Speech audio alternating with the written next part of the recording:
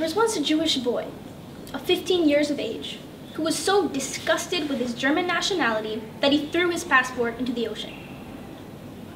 Seriously, he didn't even pass immigration yet. I mean, what a genius, right? However, at age 15, Albert Einstein was considered by many of his teachers to be quite the mathematical prodigy. After this incident, Mr. Einstein actually held his German passport once again. But when Adolf Hitler came to power, he renounced his passport once and for all. For Hitler had begun the mass persecution of the Jewish community. As a Zionist, a person who believes that the Jews should claim their holy land of Jerusalem, Einstein was thrown into a mess of politics. But then why did this intellectual live in America? Because of his unique self-identification and the political conflicts that he was involved in, as well as issues dealing with his nationality, Albert Einstein resided in the United States despite being a Zionist.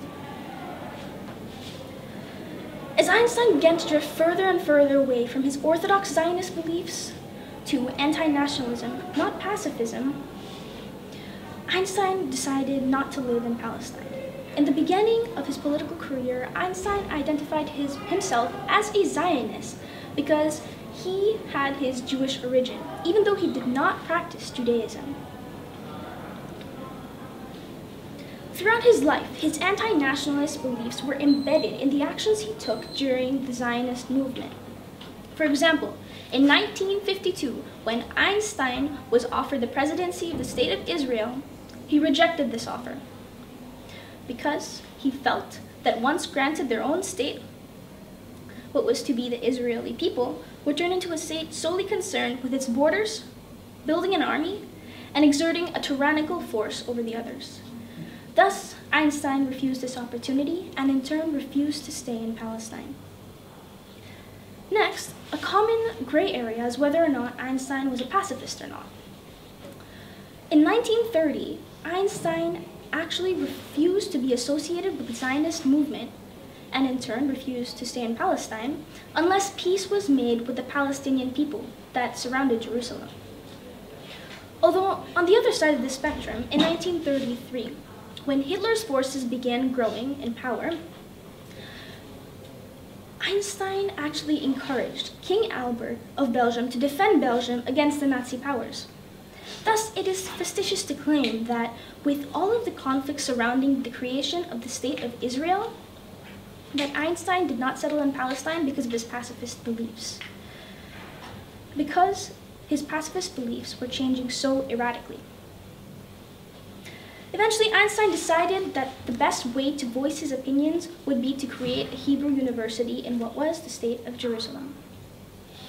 Although, when discussing issues regarding this matter, Einstein found the discrepancies between his Zionist beliefs and those voiced by the Zionist organization as a whole, and this, in turn, prevented him from living in Palestine. As a result of his unique perspectives, Einstein started to drift farther and farther away from Zionism, and this eventually facilitated his residency in the Palestinian state. To start off, Einstein was actually lured in a sense by Chaim Weizmann, the leader of the World Zionist Organization, with the promise to jointly create a Hebrew university in what was the state of Jerusalem. Although afterwards, during a meeting discussing this matter, Weizmann had actually changed Einstein's discussion summary to reflect the views of the wealthy American Jews that funded most of this project. And eventually, Einstein came to the conclusion that since he had so many discrepancies with Weizmann, that his views weren't really those voiced by the organization as a whole. And this served to confirm the fact that Einstein served to be merely a figurehead to the Zionist organization, while his views were being kept locked away from attention. In fact, in 1923, when Einstein traveled to Palestine to deliver the inaugural address of the Hebrew University, Friedrich Kisch, a member of the Zionist executive and a former lieutenant in the British Army, stated that he, Albert Einstein, has no intention of settling in Palestine. not because he would sever himself from his work and his friends, but because in Europe he is free, and here he will always be a prisoner. He's not prepared to be merely an ornament in Jerusalem.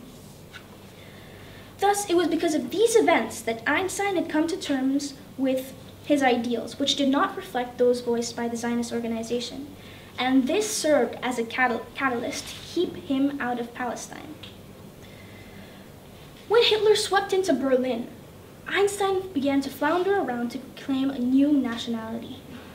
And after maintaining a temporary respite in Britain, Einstein was actually denied a British nationality in 1934.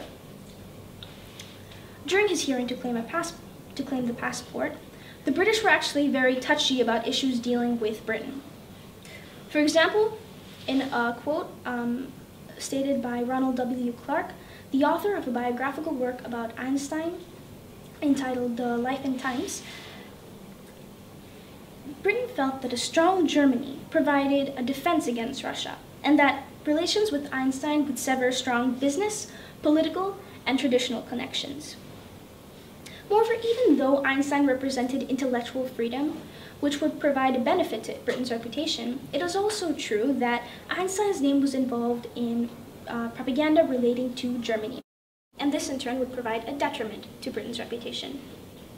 Thus, from here on, Einstein was left to follow his teaching opportunities to the Advanced Institute of Study in Princeton, New Jersey, in the United States of America.